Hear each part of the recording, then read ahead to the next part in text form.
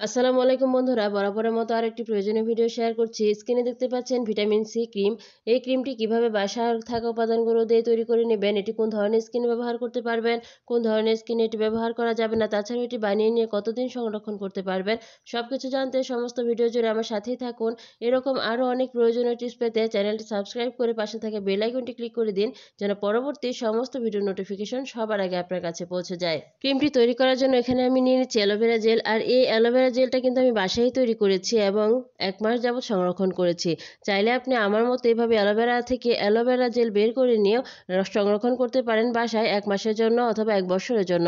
সেক্ষেত্রে কিভাবে এটি সংরক্ষণ করতে হবে এবং এটি কিভাবে তৈরি করতে হবে এই ধরনের ভিডিও কিন্তু আগে আপলোড দেওয়া আছে, চাইলে দেখে আসতে পারেন। তাছাড়াও এই অ্যালোভেরা জেল কিভাবে মুখে ব্যবহার করবেন, কিভাবে চুলে ব্যবহার করবেন, অ্যালার্জিযুক্ত ত্বকে কিভাবে ব্যবহার করবেন, ছেলে এবং মেয়ে উভয় অ্যালোভেরা জেল ব্যবহার করতে পারবেন কিনা এ ধরনের ভিডিও কিন্তু পেয়ে যাবেন। বন্ধুরা, এখন আমি মিশিয়ে নিচ্ছি ভিটামিন সি পাউডার। এই ভিটামিন সি যে কোনো ধরনের ফার্মেসিতে পেয়ে যাবেন। হাতের কাছে যদি না থাকে তাহলে কমলার খোসা গুঁড়া করে নিয়ে ওইখানে ব্যবহার করতে পারেন। তাছাড়াও এই ভিটামিন সির পরিবর্তে আপনি খাওয়ার যে সিবিট আছে সেই সিবিটটাও গুঁড়ো করে নিয়ে ব্যবহার করতে পারেন। দিয়ে দিচ্ছি একদম পিওর গোলাপ ফুল থেকে তৈরি গোলাপ জল। এই গোলাপ জল কিন্তু আমি হাতেই তৈরি করেছি। এই ধরনের ভিডিও কিন্তু আমি আগে আপলোড করেছি, চাইলে দেখে আসতে পারেন। এই মুহূর্তে আমি এখানে এড করে দিচ্ছি ভিটামিন ই ক্যাপসুল। আর এই ভিটামিন ই ক্যাপসুল কিভাবে ব্যবহার করতে হয়, চুলে কিভাবে ব্যবহার করতে হয়, মুখে কিভাবে ব্যবহার করতে হয়, তাছাড়া অ্যালার্জিযুক্ত ত্বকে কিভাবে ব্যবহার করতে হয়, এই ধরনের টিপস কিন্তু আমার চ্যানেলে অলরেডি দেওয়া আছে। বন্ধুরা, এখানে ভিটামিন ই অয়েলের পরিবর্তে যে কোনো ধরনের ল্যাভেন্ডার অয়েল অথবা এসেনশিয়াল অয়েল ব্যবহার করতে পারেন। যাদের মুখে প্রচুর পরিমাণ ব্রণ আছে তারা কিন্তু এখানে ট্রিটি অয়েলটাও মিশিয়ে নিতে পারেন।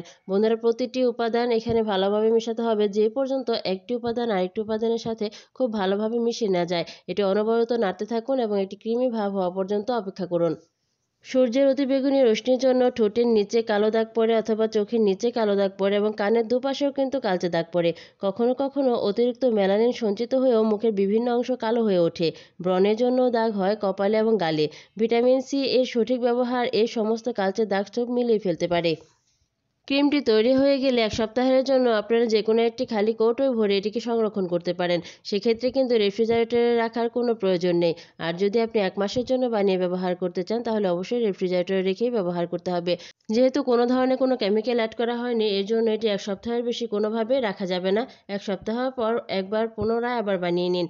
ত্বককে টান টান রাখতে সহায়তা করে কোলাজেন নামে একটি প্রোটিন। বয়স বৃদ্ধির সঙ্গে সঙ্গে ত্বকে কোলাজেনের মাত্রাটাও কমতে থাকে এবং মুখে বলিরেখা পড়ে যায়, ত্বক শিথিলও হয়ে যায়। ভিটামিন সি কোলাজেন উৎপাদনের মাত্রা বৃদ্ধিতে সাহায্য করে এবং ত্বককে সতেজ এবং সুন্দর রাখে।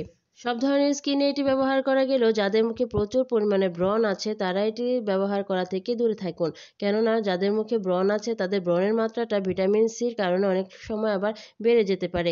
এর জন্য আমি সাজেস্ট করব ব্রণযুক্ত ত্বকে এই ক্রিমটি ব্যবহার না করার জন্য। কালচে ভাব, বলিরেখা, শুষ্কতা সব ধরনের সমস্যারই সমাধান হয়ে যাবে এই একটা মাত্র ক্রিম ব্যবহারেই। আজকের মতো আমি বিদায় নিচ্ছি। পরবর্তীতে আবার নতুন কোনো ভিডিওতে নতুন কোনো টিপসের সাথে দেখা হবে। সে পর্যন্ত ভালো থাকবেন, সুস্থ থাকবেন। আর এই ক্রিমটি সম্পর্কে যদি আরও কোনো কিছু জানা থাকে তাহলে অবশ্যই কমেন্ট বক্সে কমেন্ট করবেন। আল্লাহ হাফেজ।